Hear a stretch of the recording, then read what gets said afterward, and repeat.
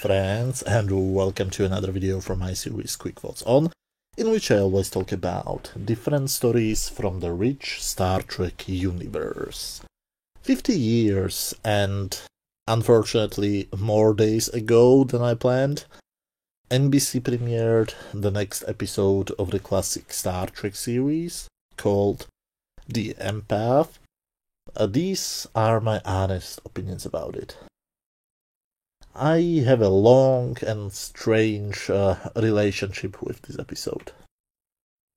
When I first seen it, I was still technically a kid, and I hated it.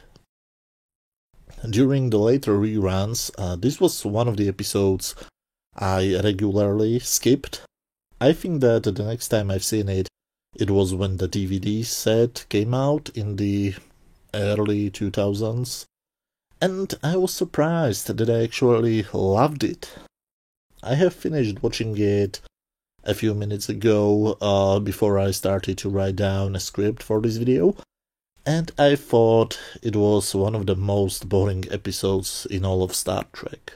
To me, it's fascinating how much a perception of an episode can change, depending on where the viewer is in his or her life. This is one of the stories which are very hard to describe. The reason is pretty simple. There is not enough plot, so there isn't that much to talk about, or is it? Our heroes are planning to evacuate a Federation research station on the planet Minara 2.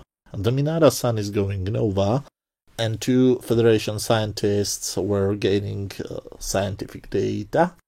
When Kirk, Spock, and McCoy beam down, however, they find the research station abandoned, and apparently for a long time, because everything is filled with dust and spider webs. When they play the found recording, they see that the scientists noticed a strange sound, and they suddenly disappeared one by one. And suddenly even our landing party hears the same noise, and they too disappear one by one.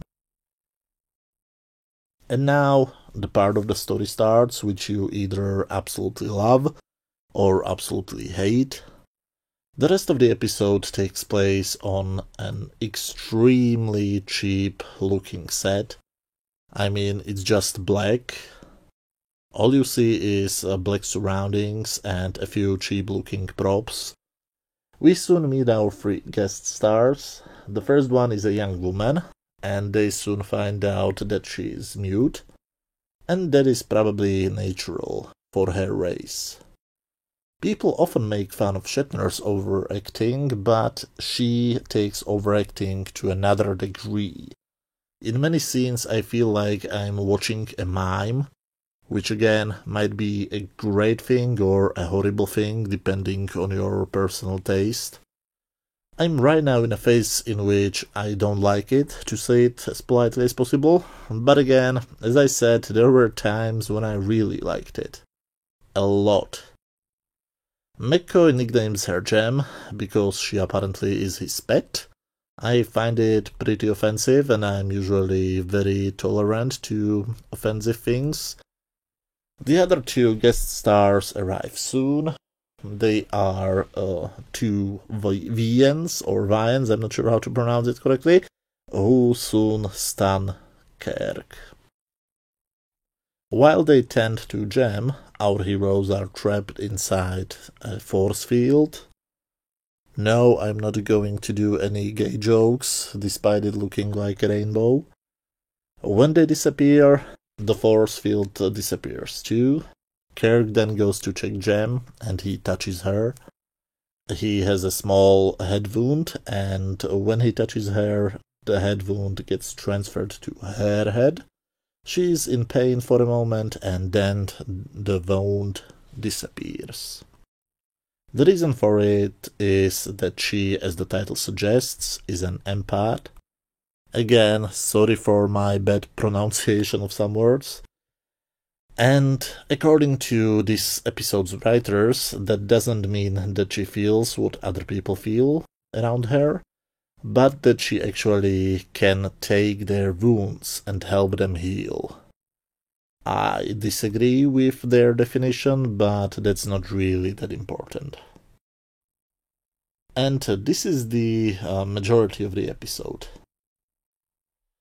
The Viens come, cause wounds to somebody from the Enterprise crew, and Jem first hesitates, but later helps them heal. There are small variations. For example, they first find tubes with the bodies of the two scientists they wanted to save, and 3 tubes with their names on them. When the Viens return, Kirk talks to them, while Spock does his nerve pinch thing, and they steal one of the cheap plastic toys they use. All 4 of them manage to escape, or at least that's what they think. They think they got outside of the cave, and that they see Scotty and a rescue team, but it was just an illusion. Something strange happens to Kirk. We see him in slow motion for some reason. I don't get it if it's an artistic choice or if it's supposed to mean that the Viens somehow slowed him down, just like in Star Trek Insurrection. Whatever, they are back captive in the cave. Kirk gets again wounded, and Jem again heals him. The Viens later come back and tell that they need one other test subject. McCoy will probably die, and Spock will probably survive but lose his mind. So Captain Kirk has to decide which one of his 2 best friends will he sacrifice. And we get to what is for me the best part of this episode. The discussion who is going to die. The amazing thing is that both McCoy and Spock want to sacrifice themselves for the other.